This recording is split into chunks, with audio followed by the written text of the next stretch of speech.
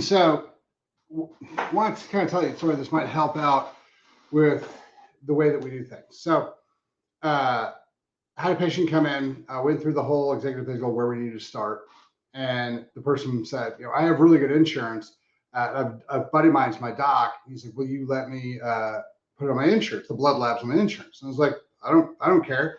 And I was like, we've had lots of problems with it in the past, so I'm out of it. So I'll tell your doctor what labs we need. And if they're willing to run them, which most aren't, then that'd be fine. I don't care if you put it on insurance. I said, but here's the problem. You have to understand that our labs will be substantially more expensive if you try to go through insurance and they deny it. And they were like, oh, that's fine. I just want to check with him and see.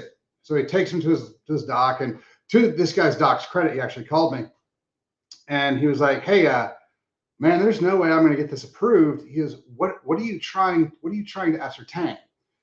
Here's, I think, where the big philosophy difference is. The way that medical works and the way that wellness work are not the same. So the way insurance works, and medical and insurance work, they've kind of molded each other. To say that medical works because of the way insurance works is more accurate than to say that the way insurance works is because of medical. But the way it works is you go to a doctor and the doctor says, okay, I've listened to your symptoms. I've listened to what you're telling me the problems are. And I think that your problems all come from this one issue. And so I need to run these 3 or 4 labs to verify whether these problems are coming from this issue so that I can prescribe this drug as the solution to this whole problem. And so that's the way it works. So the reason insurance denies things is if you say, I have this diagnosis code and I want to run these labs to confirm or deny this diagnosis. If you go, and I want to run this thing, insurance goes, well, these 3, we understand because of the way that systems worked out, and insurance has their own medical team that makes decisions. And they go, okay, these 3 are approved because they have relevance to what your primary diagnosis was. This one doesn't. So for instance, if you say, hey, this person has a really bad sore throat, they feel kind of down, their mouth is all red and splotchy, I think they have strep throat.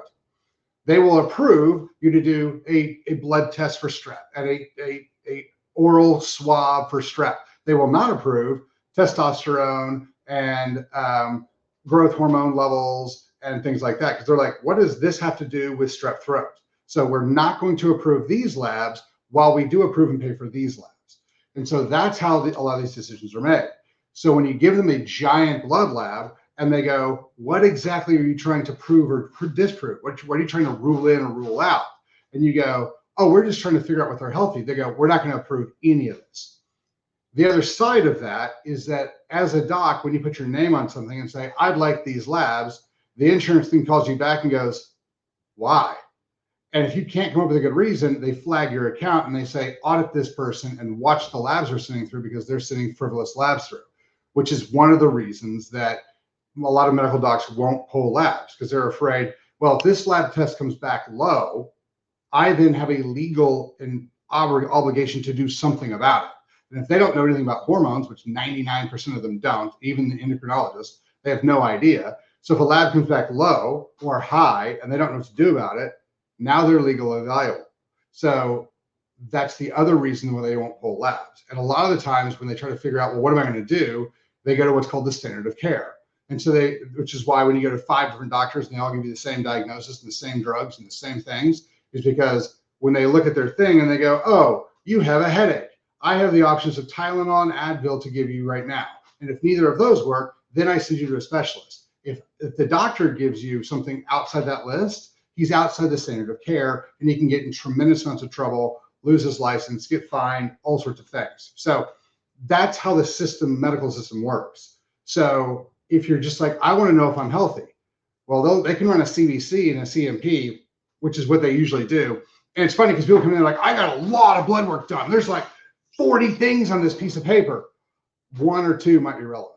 So, that's the problem we get into, because medicine is, what is your one problem? Pick one problem today. You can only have one. You can't have a system of issues. You can have one problem.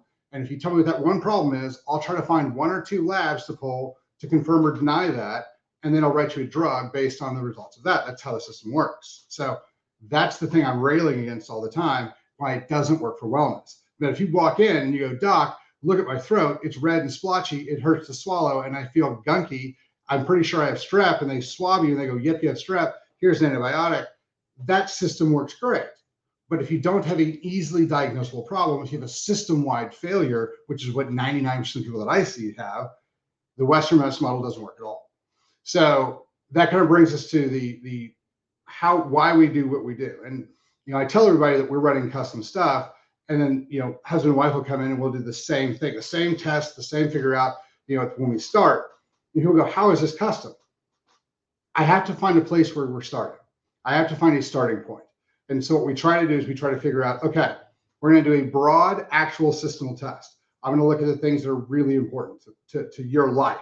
We're going to make sure your heart's working. We're going to make sure your hormone system's working. We're going to make sure that your nutrient function is where it's supposed to be, and your allergy function is where it's going to be.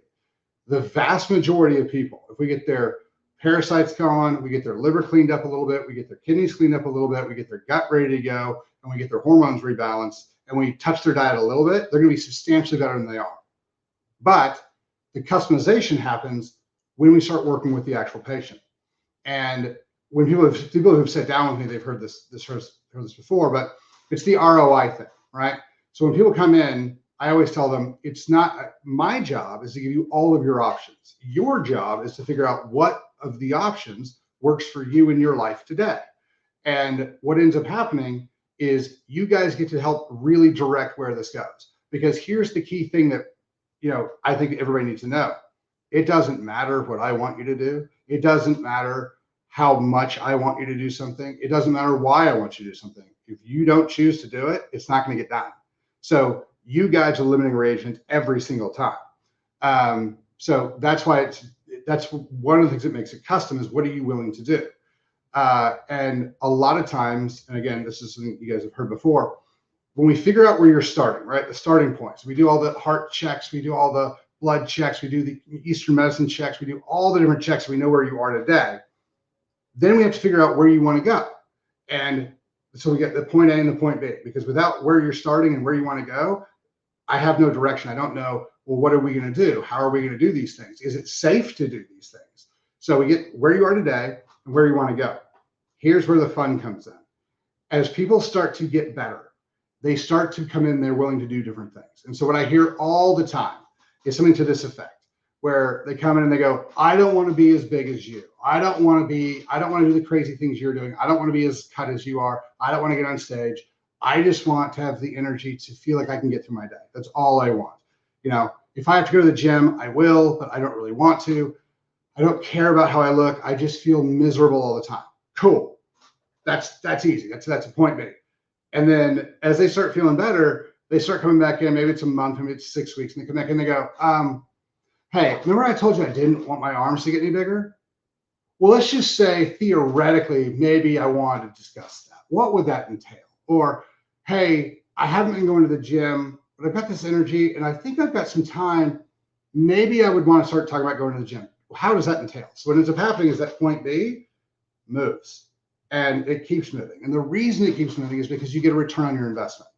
So I always tell people, if you gave me $10 and I give you 20 back, and you gave me 50 and I give you 150 back, and you give me 1,000, I give you $10,000 back, you give me all your money. Because you're like, oh my gosh, the return on investment you're getting is amazing. I want to dig into this really hard. But you took 3, 4, 5 different small steps to see results. And then I'm willing to dedicate more time, more energy, more money, more whatever to this endeavor because I'm actually getting returns finally. Because a lot of people that I work with have worked with other people for weight loss, or they've worked with other people for health, or they worked with other people for whatever. And they try to do 1 or 2 of the 5 things required, and they didn't really get good results back. So since they didn't get those good results back, they're a little hesitant to dive in headlong, which is fine.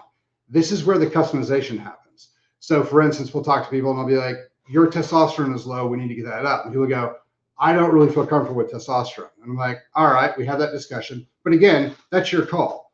Or, hey, you should really be doing coffee enemas. And they're like, I'll do anything besides stick something in my butt. I'm not doing that. All right, cool. And so we do something else. And then as we go along, people come back and go, all right, I'm feeling a little bit better. I'm more comfortable. Let's talk about doing this testosterone. And then what happens with that one is 6, 8, 10 weeks later, they come back and they go, I am so mad at myself for not doing this earlier. And I'm like, I know. And a lot of times we go, but I felt like it was cheating. I felt like, like I've been told since I was, 8 years old that steroids are cheating and steroids are bad and steroids make you go crazy and steroids are horrible and terrible because you've been brainwashed into that. And I get it. You've been lied to a tremendous amount. And it's very, very difficult to walk away from those lies because you were told to trust these people. You did trust the government and the doctors. It's just that the information they gave you was slighted to make money for them, not to heal you, and you didn't know that. And the coffee enema thing is one of my favorites because it is literally the only thing I've ever seen where the fastest, the best, and the cheapest option is one thing. Usually you get to pick 2 of those, but you get all 3 with a coffee enema. It is the best thing for your liver. It is the cheapest way to affect your liver. It is the best way to affect your liver. However, you've got to take the time and you got to stick something in your butt. So that's I guess the downside hook to that. But those are some of those things. And so as people start to be like, okay, now I'm going to do this. Now I'm going to do that. The thing that, and people ask me all the time, they're like, well, do you sell supplements? Do you sell hormones? What do you sell? My goal, because I don't care where you get a lot of this stuff as long as it works. The goal is to sell you on the idea that your life can be better than it is today if you'll just do some things to manage it. You need the chemicals in. Get the good chemicals in, get the bad chemicals out. You will feel better. Start exercising. You will feel better. Start working on your mental piece. Start working on your mindset. Start working on the way you view the world, and your life will start to get better. So that's the idea. That's what we're trying to do. That's why when people come in and they look at the executive physical and they go, oh, I already had the echocardiogram with my cardiologist, and I've already had a sleep study with my primary care. Great, bring me the information. Then we'll take it off the price of what we're doing. Like part of the price is just to pay for the labs. I just need the information. I don't care where we get it. We just need the information because it all paints a picture of where you are today. And once we can figure out where you are today, like this is a definitive point of where your health is today, and we can come up with your goals and your desires and whatever's going on with your family and your needs. We can figure out a point B, a direction to go to, even though the goal is to never actually get there. I want you guys to keep being like, well, what if I did a little bit more cardio?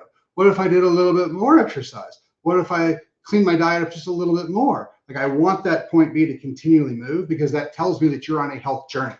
That means that you're satisfied with what's going on, but you want more. You want more health. You want more benefit. And so as that point B starts to move, that's where everything becomes customized. And it's funny, the amount of people who told me, I don't want to get on stage, or I don't really care about losing weight, or I don't want my arms to get any bigger, or I don't really care that much about my butt, who, 2, 3, 4 months later come back in, they go, all right, so if I did want to sculpt my butt a little bit more, if I did want to work on my acne a little bit more, if I did want to work on this a little bit more, what does that look like? That's always my favorite part of the whole thing, because that's really where it starts to customize, right? Because it's like, look, we figured out where your health was. We've recognized everything that's going to be safe. We fixed the things that were critically dangerous. Like if you have sleep apnea, getting a CPAP is critical to your long-term mental, psychological, like Parkinson's, Alzheimer's, dementia. It's really critical for that, epilepsy. It's critical for hormone function. It's for energy, for all sorts of things. So once we've done the safe stuff and you've started to customize these things, you start taking the supplements that you want to better the life quality you want, and you start doing the things, and you start, when we really start growing it into that piece, that's where it gets fun for both you and me. That's where the real customization comes in. Like when I work with athletes and I'm like, when you ate that, how did you feel in the middle of practice? How did you feel at the end of practice? How did you feel the next morning? You're like, well, I was tired in the middle of practice. All right, we need to increase your fats, or we need to increase your carbohydrates, or we need to change the glycemic level of your carbohydrates. Whatever we need to do as we customize it to really dial you in, that's the fun part. And that's where the customization really starts to happen. So that's kind of where this happens. But the starting point is really important. So when we get all the labs, when we get all the stuff in, we can move forward. The reason why insurance doesn't pay for this stuff is because they've set up a model that works best for them. And if you guys want to, I can do it an hour-long, super in the weeds lecture of why insurance doesn't pay for things. But I think the only people who would really care about that are other practitioners. So I'm not going to do that. But there's a lot of reasons why insurance is going to deny what you guys are asking for, especially if you're asking for wellness from a sick care model, right? So sick care to sick care, wellness does wellness, asking these guys to understand, allow, and pay for these things, it's just not, you're not going to get it done. So that's kind of where that is. So I went way long today, but that's, sorry. So if you guys have questions or you guys were looking for a place to start with your health, give us a call, and just go to pillarsofwellness.com. We'll get that knocked out. But that's kind of where everything starts. So if you guys have any questions, give us a call. So thanks for your time.